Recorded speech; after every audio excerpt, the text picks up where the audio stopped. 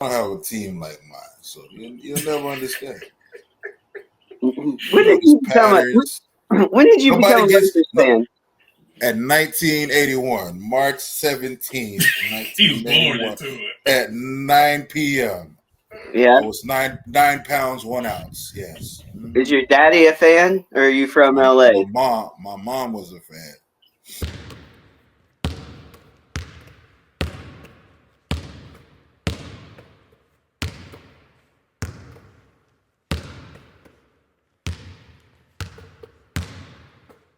Good morning, ladies and gentlemen, and welcome to the Hardwood Nation podcast with your boy, C.L. Anthony, my main man, Bryce Ward, and my two favorite co-hosts, Core Bean's dad and Michael Franz. What is going on? What up, what up? Happy birthday, Core Bean. Daddy loves you. And Lakers, of course. I told you last night the Hawks have been playing good without Trae Young. I told you. Yo, that was a trap game. There were so many trap games last night. It's not even funny. It looked like the Globetrotters versus the Generals out there last night. They whooped our ass, bro. The worst one I couldn't believe they had Washington against Dallas. Yeah, but Dallas won, though. Yeah, but 1-8 against 2-7. Yeah. And look, we might not have time to get into the Dallas fans right now, but we'll see. So, the Miami Heat helped me win some bread last night. That's why I didn't respond to your text, because I ain't want to jinx it.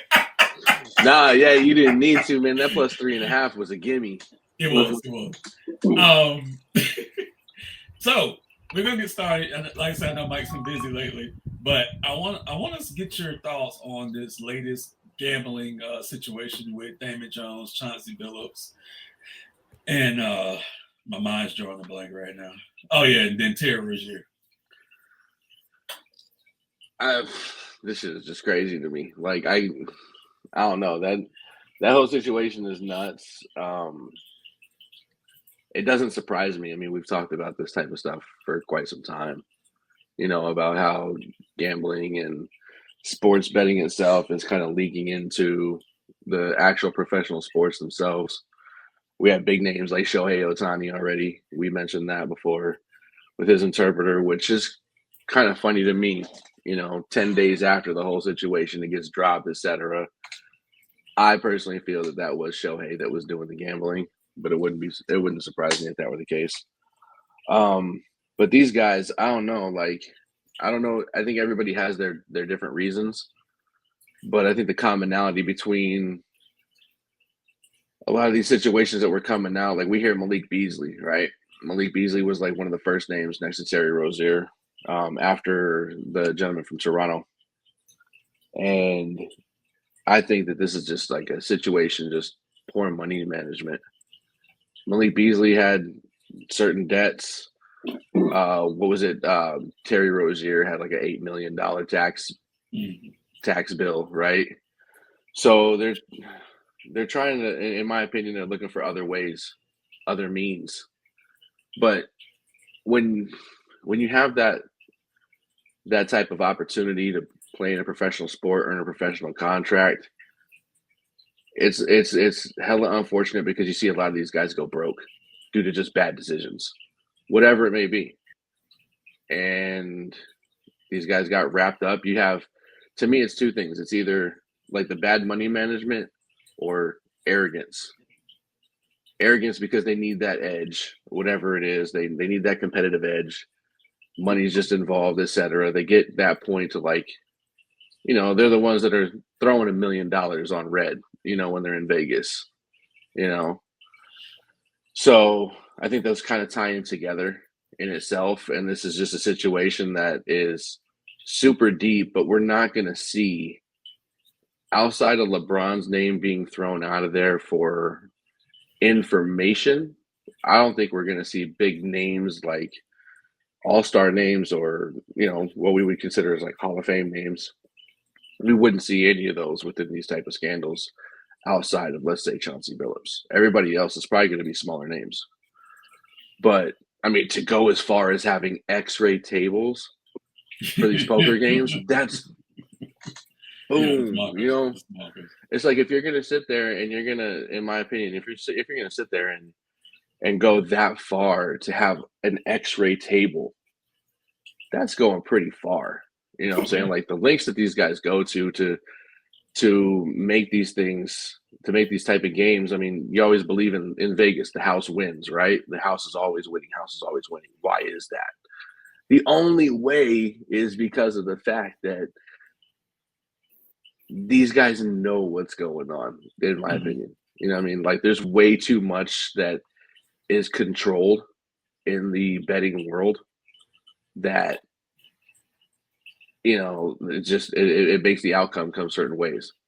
But, you know, I don't know. It's crazy when you're mixing in now something that a lot of people love, and it's offensive when you sit here, and to me it's like you're kind of tarnishing a name. If you're gonna go gamble, go to Vegas, do it like Mike and Charles did. Leave the game alone itself. That's the integrity portion, in my opinion. Got it. Pat, I'm going to throw this next one to you. We had 3 NCAA players banned for life this past week. We had the UFC come out and say some of their fights have been fixed now for monetary gain. So where do you see this thing like ending, Pat? Or do you think it's just going to keep growing? It's really hard to say. I haven't really been following the betting scandal since we initially discussed it in the past shows, but I see it going. Like I said, as far as people want it to go. When people jump on a story, it's you know it's like a cycle. You know, this is what's new and what's going on. So we're gonna dig until people get bored and tired of hearing it. So you got it. I really, I really don't have I'm not invested in it as much as other people seem to be, but I really don't feel like this is anything new. There's nothing really new under the sun. So, the saga will continue. But it's crazy. I would like to repeat this. Chauncey Billups, Damon Jones, Terry Rozier are small players in the grand scheme of things. The only reason they're being presented to the forefront is because they are celebrities and people know these people.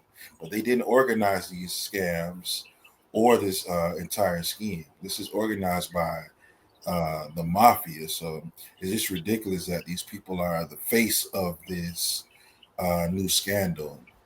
I think that's very important that we should discuss that because that's trash.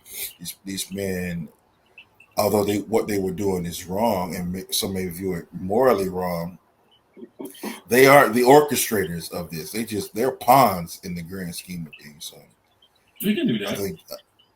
I think that we should definitely highlight that when we're in these discussions as well.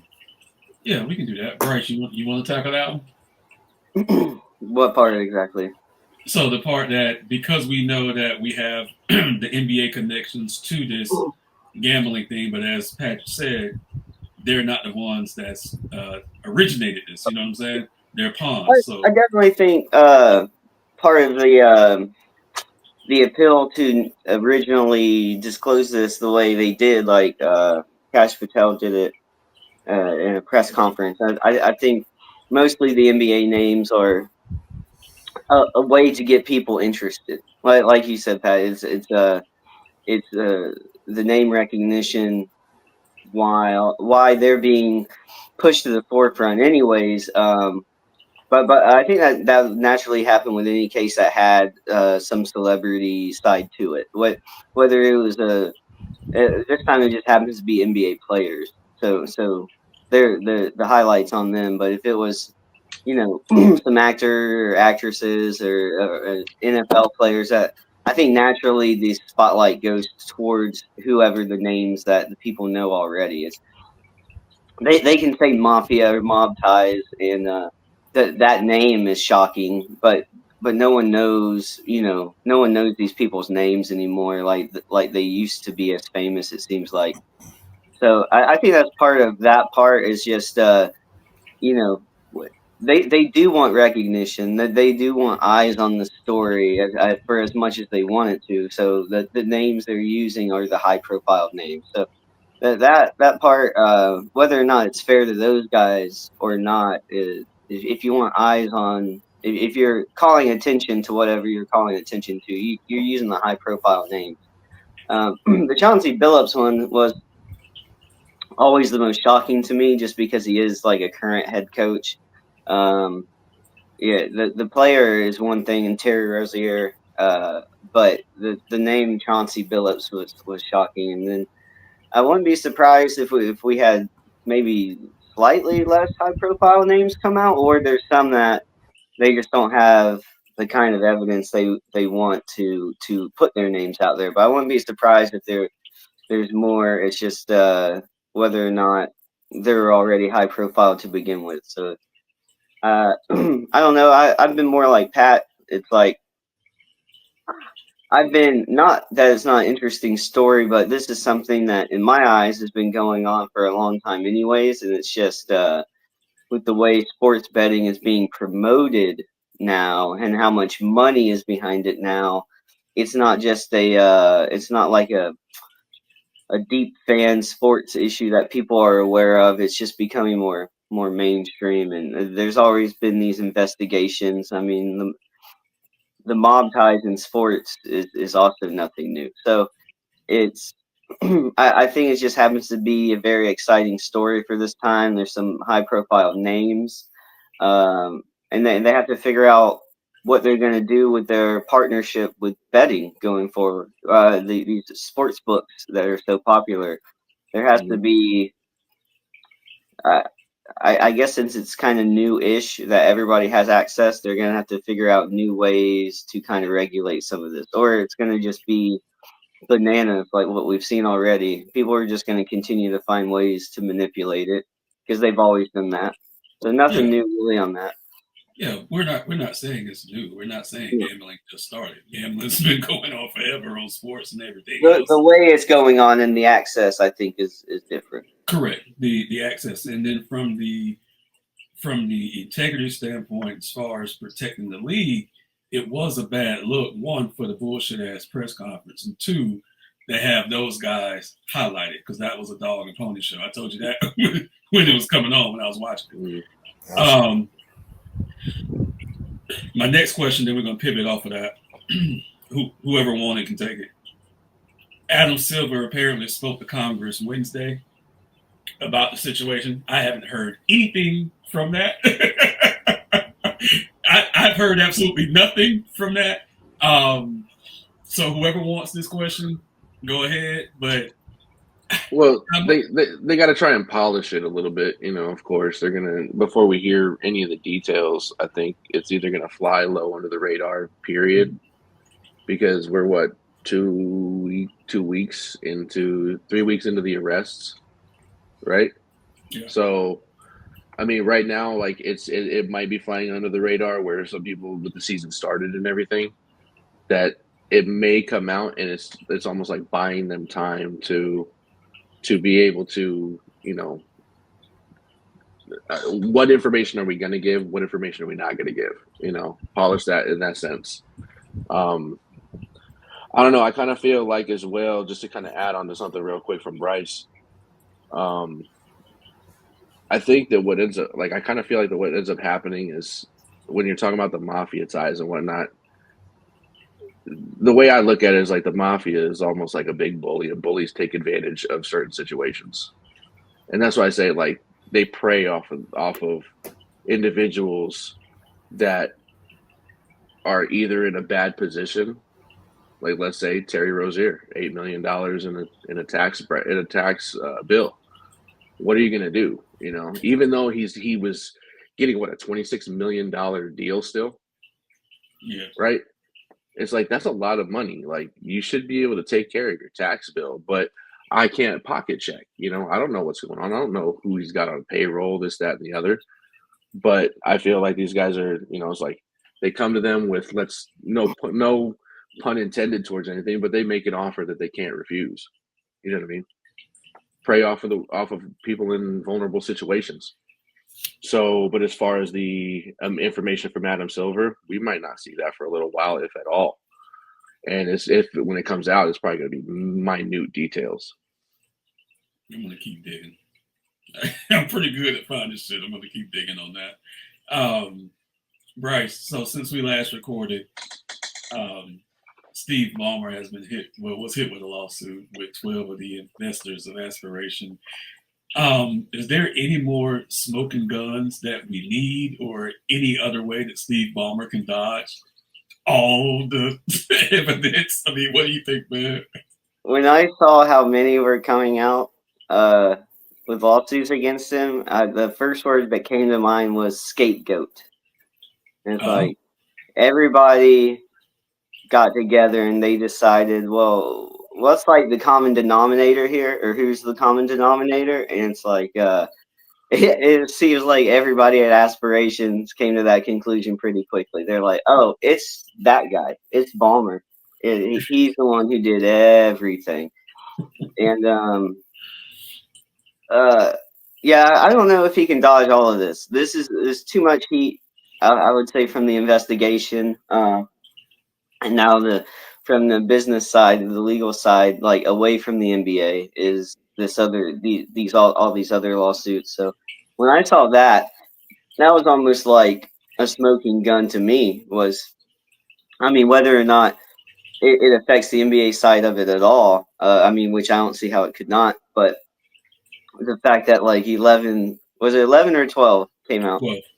Yeah, 12. that 12 people came out against him. That was that to me, it was like, whether or not he is that responsible compared to other people that knew the situation, knew what was going on. Either way, they're making him the target at this point. So I don't know how I don't think he gets out of this scot-free. Not anymore. There's too much heat coming from all sides on Ballmer. Got it. Pat, if you're Steve Ballmer, would you try to settle this before it goes to court and then more documents come out? Or do you just go to trial with it?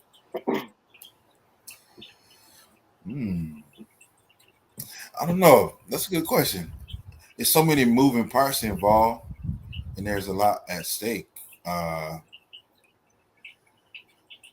Me being who I am, I think I would probably try to take it to trial just to, if I'm innocent. I was gonna say, what if you know you're guilty?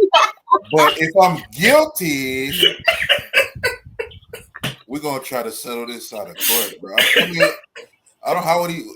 I mean, at this point, how could he even do that? These are like federal fraud charges at this point.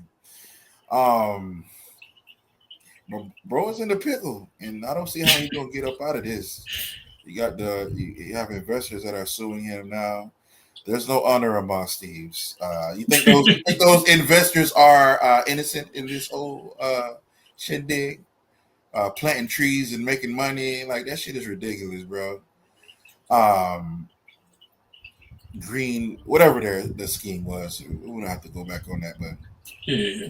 There is no honor amongst thieves, and like kind of in the same regard as what Bryce was speaking on about finding a scapegoat. Looks like Ballmer is their scapegoat, and sucks for you, bro. You know.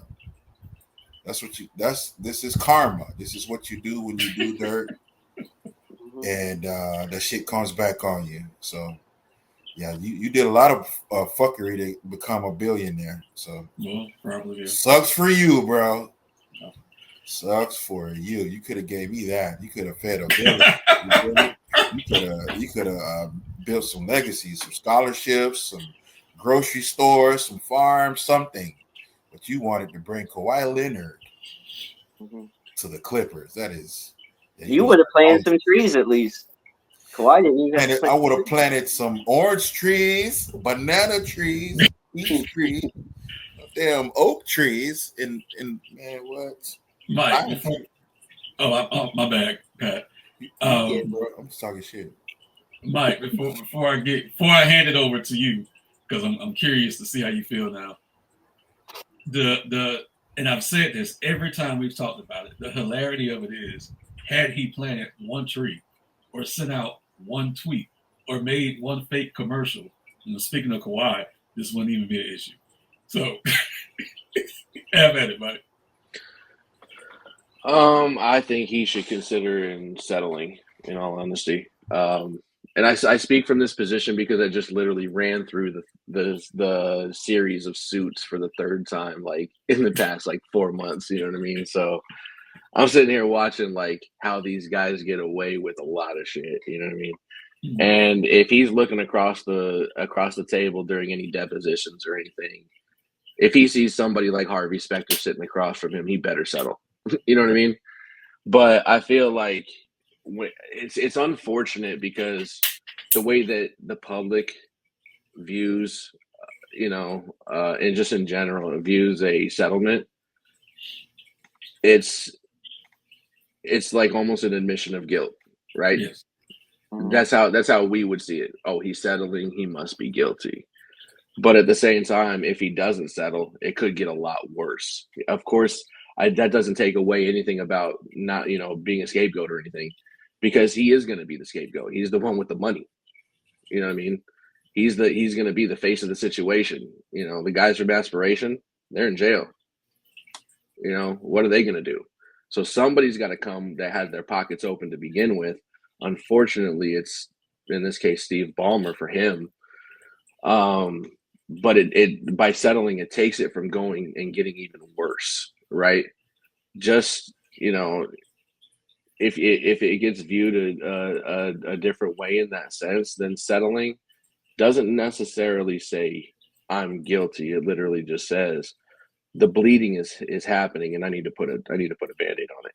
I need to make a stop to it. I need to get some stitches, whatever you want to call it. In this case, it's like I need stitches, cast, and surgery. All that. All that. But just think of where it could go afterwards. It could get a lot dirtier, and a lot more information could be coming out after that, right? So people settle to minimize their exposure, right? And so I don't know. It's unfortunate. Me personally, I can't help but at least have a small part of me literally say that, just like everybody else would say, oh, you're settling, you're guilty. But I try to look at things from multiple different angles. And I can also see the fact that he might just be trying to stop the bleeding. But Yeah. Hey, if he feels that he's got a case good enough, then take it to trial. But I'm telling you, if he sees somebody like Harvey Specter sitting across from him, he better settle. If it goes to trial, the NBA, I don't think the NBA would let him take it to trial. I think they would step in and they'd tell him, yeah, they probably tell him to settle. Because you're opening up a can of worms, right, to not only just yourself and things that you've done, but in this case, when the NBA is at hand, the NBA doesn't want to have stuff that's going to come out about different situations. The more you dig, the more you're going to find. Yeah. And I'm telling you, Pablo's got that golden shovel. All right. We've seen him. Pat, this Ja Morant situation in Memphis. Orlando. I saw a thing he might be going to Orlando. I saw a thing going to the Heat. Lots of teams, lots of weird, dumb rumors out there. Let's not subscribe to those people. So going to purgatory. So Pat, what was your initial thoughts on that? Well, the post game and then him being suspended. So after we mollywopped them the other night, apparently Ja got in a little tat or whatever, a spat with his coaching staff because he was deferring questions to them in a sarcastic way in a post-game interview. And I text you, I'm like, after like all the fallout, him being suspended because of that, like, why does the coaching staff have more juice and power than their superstar player in Ja Morant on their team? Now, although Ja hasn't had the best conduct in the past few years, as we know, He is a superstar in the NBA. Nobody would be giving a fuck about the Memphis Grizzlies if he was not on the team.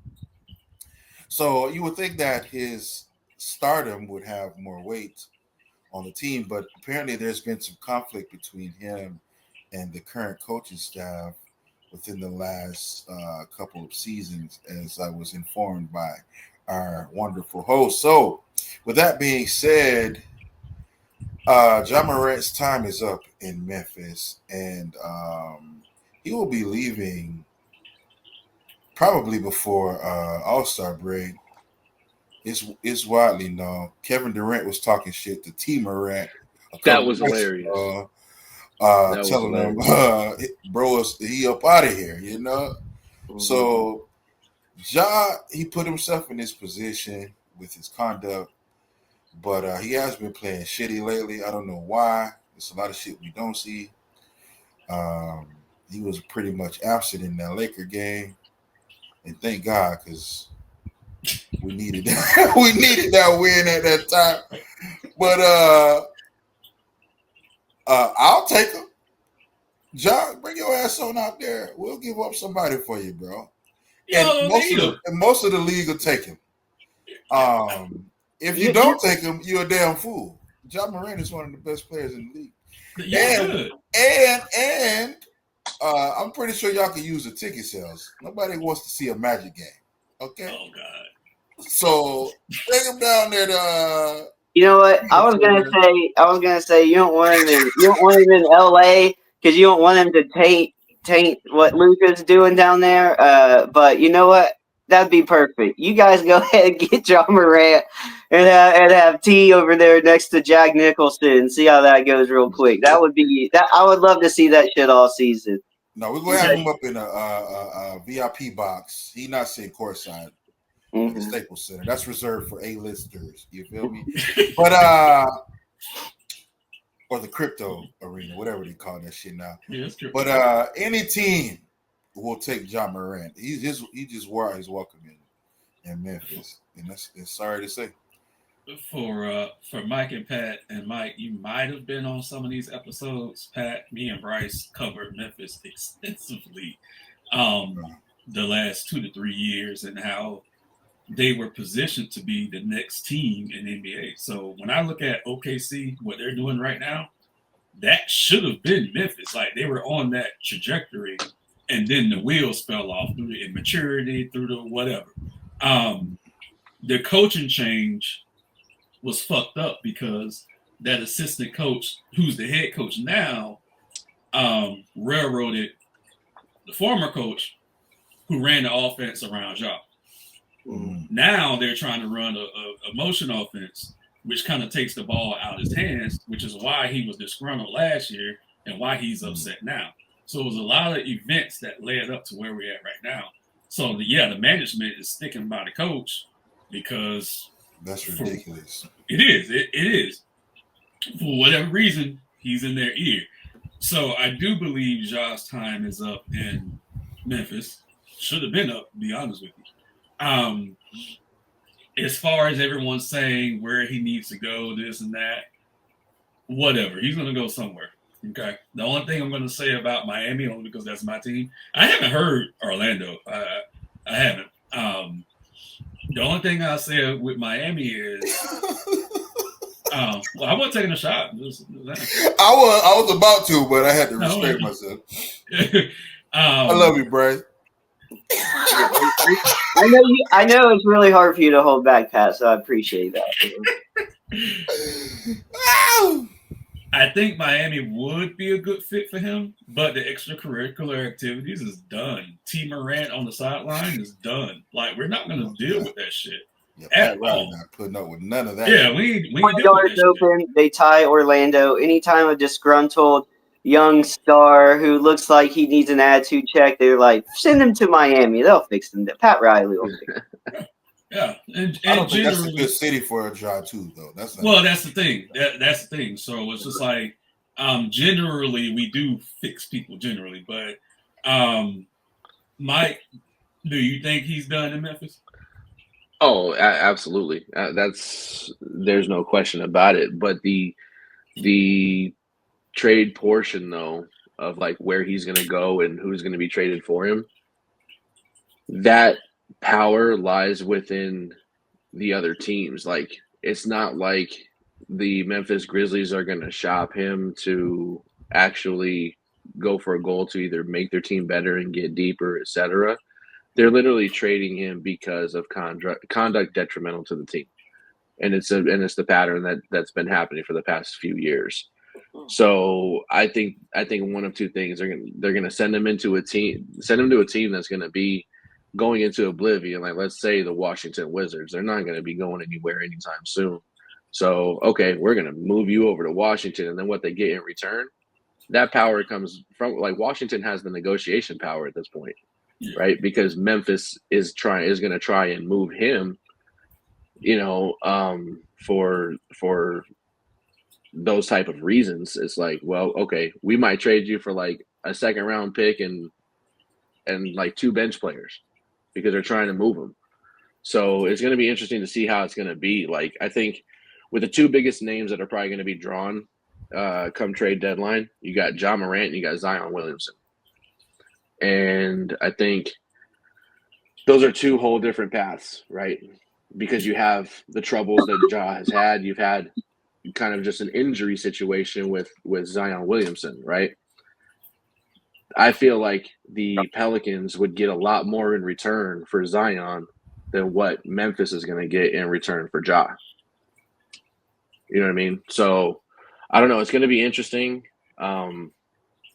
Just throwing that other name out there, like it's curious because he was tied to a possible move to Detroit in the offseason. I'm curious to see if Zion goes, if they make a move for that and they move Tobias Harris, I'd be curious. But see, that would be for the Pistons trying to get better. So at that point, the Pelicans have the power at the table. You know what I mean? So I don't know. It's going to be interesting. But yes, Ja Morant's time is definitely done. If nobody moves, it's going to be him, at least. The NBA would be dumb as hell to send Ja Morant to any small market team. If you better learn from David Stern and veto whatever bullshit somebody cooking up for him to play for the fucking Wizards, that would be dumb as hell. This is a business. Ja Morant is a superstar. You need him in a major market. So go ahead. That's up to Memphis where they move him. Send them to Charlotte if you want to, and They don't see need what happens. It'll be whoever gives up the most picks, because if you're dumping Ja, I mean, what are you holding on to that you already have? Triple J, or it would be full rebuild mode if you're Memphis. I would imagine if you're moving on from Ja finally. So they already got all the picks for Bane from the Magic. I would imagine they would try to get as many picks and then also try to move on from Jaren Jackson Jr. At that point. Because, I mean, why hold on to him if you're just going to move on from this whole phase? So even by doing that, Bryce, that makes a team like Washington a huge player in it because those picks are going to be more valuable than, let's say, from a different team that's in contention. Washington's in dead last in the East, so those picks become very valuable. This sounds like a real Brooklyn move. Yeah. There's your big market, New York. A team that's not serious in Brooklyn with picks or young players to get something back for Ja. This sounds like a real Brooklyn move to me. You know what could be kind of crazy because his name's been floating around in Trae Young is that they swap point guards. I don't know. It's possible. I think that right there, though, I think that type of a deal is less likely to happen than something of the picks themselves. Unfortunately for Ja and Memphis, with the way the suspension went and injuries, it's OKC leapfrogged them as the team, and then I think Anthony Edwards leapfrogged Ja as the type of player type of guy that draws that kind of attention. Like for them having similar play styles in terms of excitement, flashy guard who can do everything. I think Ant kind of surpassed Ja for a while there. I can go with that. Mike, I do want to challenge one thing before we go to the next subject. Detroit's number one in the East right now. Why would you even entertain making a trade right now? The biggest thing was to try and move Tobias Harris, but that was before the season started anyway. But that Any of was those that just conversations? for monetary reasons, or No, they were trying to boost up the team itself. They're playing very well together right now. right, And right? for me, I'm like, if it ain't broke, don't fix it. But if we're talking trade deadline as well, we're talking February. Yeah. So I can't say that the Pistons are going to stay on this trajectory this whole time. If anything starts slightly changing, we're probably going to start seeing those conversations heat up a little more because they want to maintain one of those top spots. As of right now, if they do continue on this trajectory, I say leave it alone. Just keep the team that you have. Don't ruin that chemistry. But I don't know, like given the next 2 to 3 months, it's going to be an interesting way to see what happens when it comes to trade deadline. But neither of these guys are going to move until the trade deadline anyway. Well, yeah, the first trades can't start until December, I believe, like the 15th or something like that. Yeah. So Pat, we're gonna talk about what surprised us the first 3 weeks of the season. Pat, I'm gonna throw it to you. What's your biggest surprise so far? I'll tell you. You want to know the biggest surprise or the?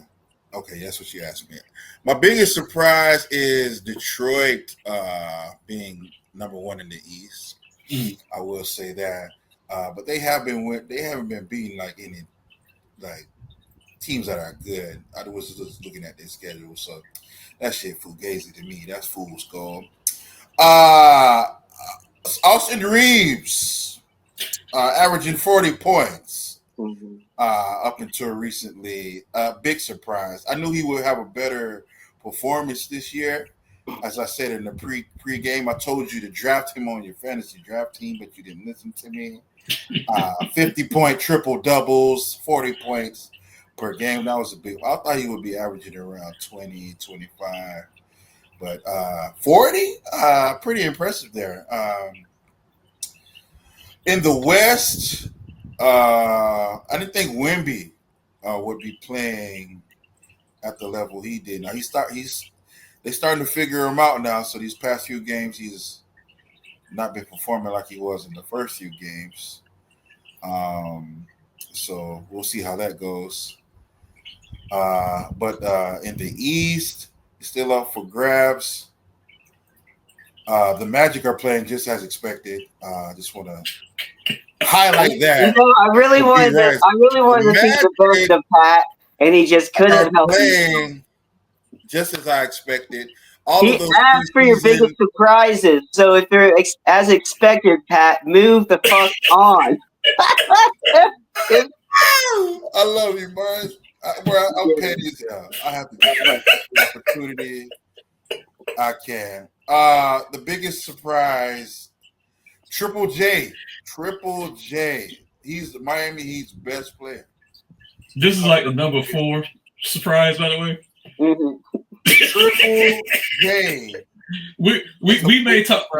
We may talk about Jaime Jaquez Jr. We may, but we're gonna move along. Price. I love the NBA. What's your surprise, Price? Pat actually stole mine with the Wembanyama pick, and I'll add a little bit to that. Is I'm not necessarily surprised by some of the stat lines because he was kind of like a stat freak when he was healthy before. My biggest critique has always been, can you stay healthy? But this year is those crazy stat lines are translating into wins, and that's what surprised me. Is on paper, San Antonio looked decent, but they still had to show that they could go out there and beat teams. And I'd have to check to see who they have played because that I'm not familiar with. I just know the record is there so far, and we're so early into the season that they could drop off. But as of right now, the biggest surprise that popped into my head immediately was Wemby translating into wins for the first time. So that's surprising. I think it's good for the NBA if he does stay healthy. If I'm a Spurs fan or Wemby fan, that would be my greatest concern because at this point, I think it's hard to argue that he is going to be some kind of like great, maybe generational player if he can just stay on the court. Yeah, that and the funny side also I guess it'd be all West is the Clippers being trash, which is It's not a pretty surprise. or at least so far being not great by most standards. But when on paper they look pretty tough. Oh, I'll say that yeah. The biggest surprise in the East would be the Hawks still being pretty good without Trae Young, if not better without Trae Young, because of the way they do play defense. Um, They're that five. that, that that's been kind of surprising. They're Chicago. 5-5, B Rice. Yeah. I mean, it's not the most impressive thing, but from where they were at a year ago, the team, the way they're playing is very different than I would say traditional Hawks teams, or at least the ones we've been used to with Trey on the team. That and Chicago playing defense, that's been surprising. Just to add a little bit on to that, Bryce, before I move to Mike. Pat, I'm pretty sure you saw the Hawks ball movement last night. So Shut up, man. when Trey's in the Damn game, you to hell, sir. yes, Trae Young will get you 10, 11 assists, but the ball just won't pop like it's been popping this year with the Hawks since he's been out. Mike, what's your biggest surprise? Asshole, bro.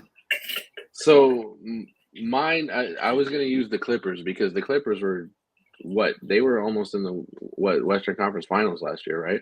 No. Or No. semis? No. Like they lost to Denver, right? I can't remember what round. They went 7 games with Denver. Right. In the semis. So they were a playoff contention team, and they're sitting there right now at 3-6. So that was like one of my Western Conference surprises, but I'm gonna go a little bit of a.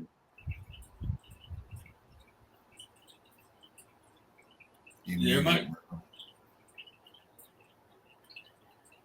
Yeah, my AirPods died. Okay. I'm gonna go a little bit of a different route and kind of just look at the surprise of like the effect of Jason Tatum and Tyrese Halliburton. Those guys meant so much to their team that Boston's 4-6 and Indiana's 1-8. But yet these guys are NBA Finals contenders with those two players. I'm not going to necessarily say Damian Lillard because Damian was on his way back to Portland, so he hasn't played any games with Portland at all. But when you're talking about Jason Tatum and you're talking about Tyrese Halliburton, those are obviously the engines that run. So it's kind of surprising to me that neither one of those teams are deep enough without those guys to even have close to a winning record. So I'm kind of surprised when they're at. Was that? Boston's not the same team as they were last year. No, but I mean their biggest piece being Jason Tatum being gone, that's the biggest factor. So if he's on the floor, they're not 4-6. I don't know because Pat I don't know about that, bro. Yeah, because they did lose Horford, Porzingis, and Holiday. They've lost 4 starters. Mm-hmm. But we've known Boston. I thought they would be. What's up, bro? I think they're right where they. Yeah, I think they're where I thought Boston lost more than just Tatum, of course. So I actually thought they would be a little worse, and I thought Indiana, with how deep they were. Now, technically, Nembhard, I do think is hurt also. So I think it'd be a little bit different. I thought, and they did lose Miles Turner, of course. I don't know. I thought Indiana and Boston would be kind of swapped where they are right now, where I thought Boston would have a real hard time getting wins, and Indiana would still eke out a few because of their depth, but it hasn't really been that way. Boston is, I don't know, they're still weird on off. They can still get hot from 3, but I feel like besides that and Jaylen Brown making something out of nothing, they just don't have a lot, but they're still winning a few games.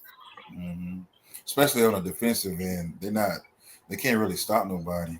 They don't have enough size. Right. Same thing. So maybe I just had higher hopes for those two teams than what anybody else. Possibly. Yeah. Well, what I want to take from that is that the amount of onus or responsibility that Jason Tatum brings to the team. It was a lot of Jason Tatum hate on this podcast that I was defending Jason Tatum, a Boston Celtic. So Jason Tatum deserves an apology from Cam, especially. No. Nice try. Real nice try. So, again, Boston lost pretty much 4 of their 5 starting 5. Well, they lost Drew Holiday too. Yeah. Holiday is playing great. Holiday, Porzingis, and Al Horford. Mm-hmm. So, Jaylen Brown we know he's a great two-way player. He has to morph into being more of a facilitator now that Jason Tatum is out. So that's the change that has to happen in Boston right now. He's facilitating that black goo around all the jerseys. Have you seen? His barber is trash, and Derek White has been exposed. The great Derek White. He's running up laundry bills. The guy who started over Jason Tatum in the Olympics, that was using as an excuse to say Jason Tatum was trash. Yeah, that guy, trash can. Everybody started over Tatum. I don't think he didn't get anything. Goddamn. I haven't seen Boston play yet, but I watched the box scores because I got Brown on both my fantasy teams. So I'm like, okay, I see what's going on there. My biggest surprise, which is a legit shocker to me, is that the Miami Heat are top 3 in fucking scoring in the league. That's a big shock. Yes.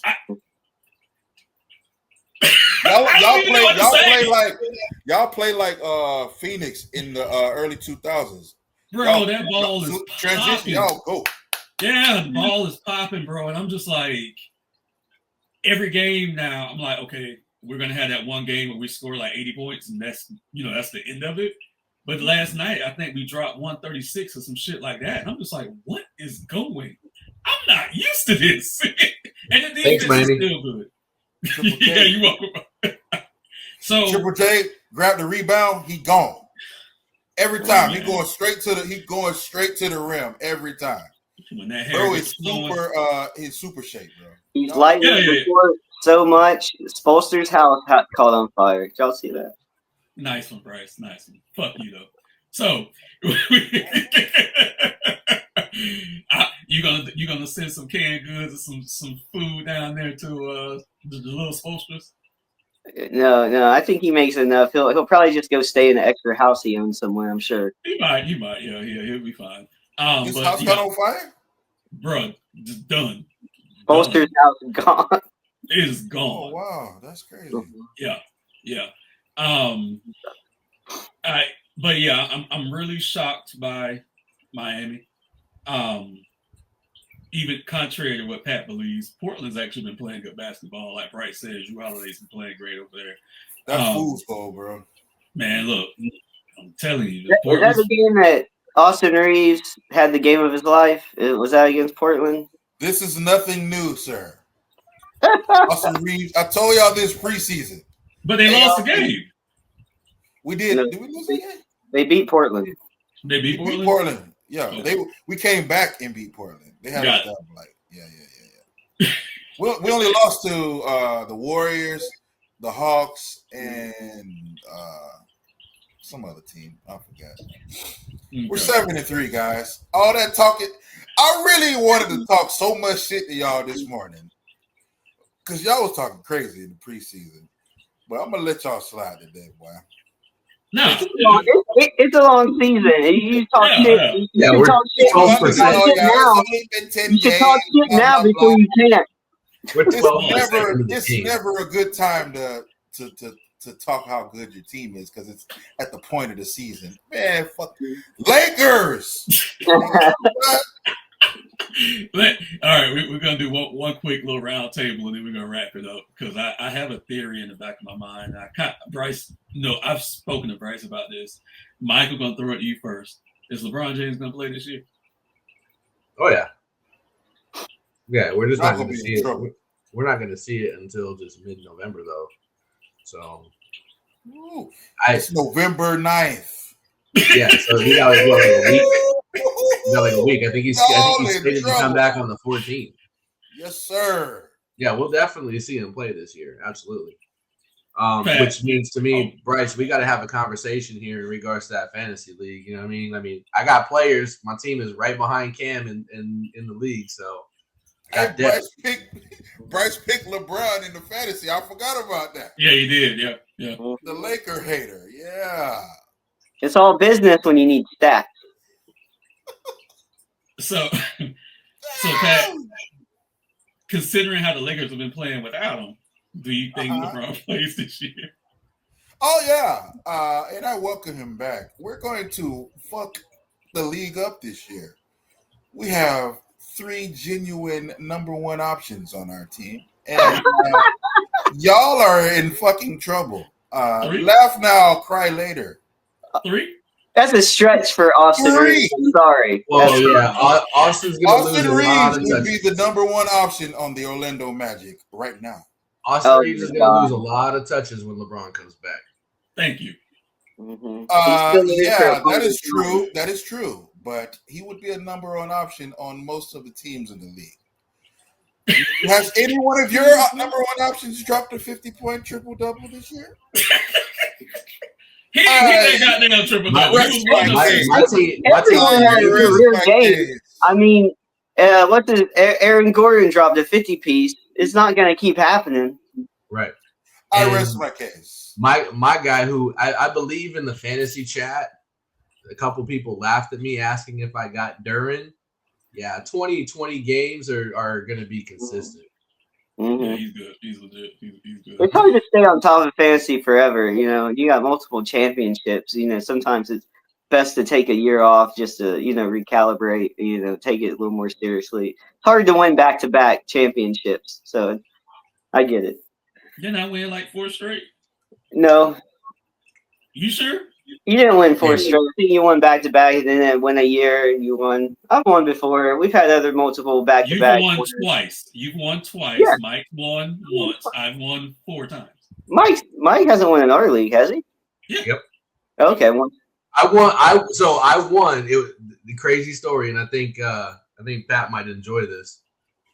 Somebody dropped Kobe Bryant in the league. Ridiculous. And I picked him up, and that last game, his last game. Oh, that was his last season. What was it? 50?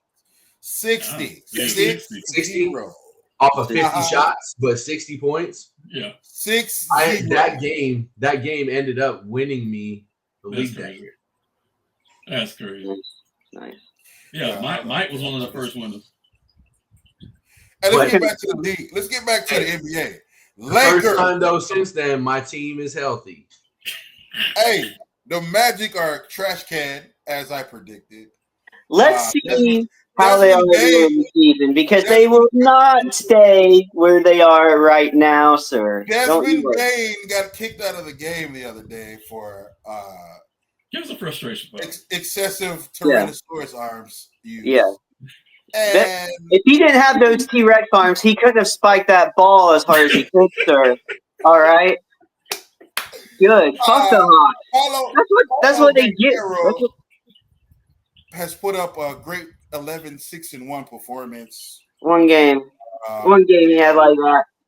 Bro, really been missing in this season. One game. Tyus Jones is probably your best player. You guys are doomed. All that we're gonna go at it. The preseason. Where's all that shit, bro? Huh? They're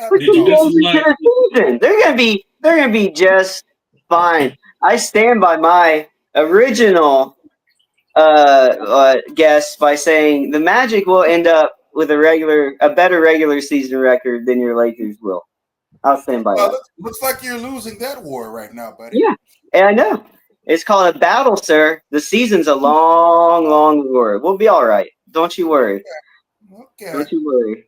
If not, we'll give you plenty of ammunition for you to send in the group chat later on in the night. Trust me, I'm prepared for all of it, sir. See you next week, Bryce. We'll catch you on that magic update. Okay, That's buddy? right. We're coming. They're about to go on a run. Look, y'all in that group chat is hilarious. I just keep saying that. You two are hilarious. He's lucky I go to bed early. I be in this morning. You lucky I'm the new guy and I'm holding back. That's all that is. Okay.